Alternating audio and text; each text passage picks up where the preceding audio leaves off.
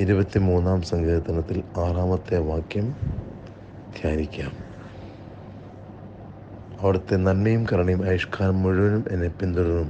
തീർച്ച, ഞാനെന്നും അവിടുത്തെ ആലയത്തിൽ നിരന്തരം വസിക്കും. ദൈവം ഏറ്റവും നന്മയുള്ളവരാണെന്ന് ഒന്നുകൂടി തിരിച്ചറിയുന്ന ദിനമായി മാറട്ടെ ഇന്ന്. ദൈവത്തിൽ ആശ്രയിക്കുന്നവനെ ദൈവം പൊതിഞ്ഞു സൂക്ഷിക്കുന്നു.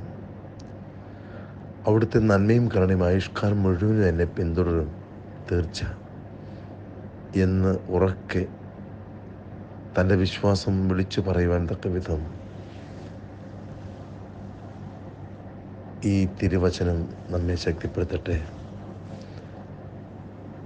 അവിടുത്തെ ആലയത്തിൽ നിരന്തരം വസിക്കും. അത്രമാത്രം ഉറച്ച ബോധ്യമാണ് സങ്കീർത്തകൻ നമുക്ക് നൽകുക. ദൈവത്തോട് ചേർന്ന് നിൽക്കുന്നവനിൽ അവിടുത്തെ ആത്മാവ് ശക്തമായി നമ്മെ താങ്ങി നിർത്തും.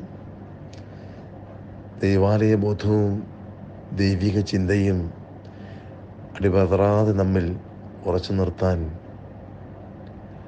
ആത്മീയമായി ലഭിക്കുന്ന ഒരു അവസരവും നാം നഷ്ടപ്പെടുത്താതിരിക്കുക.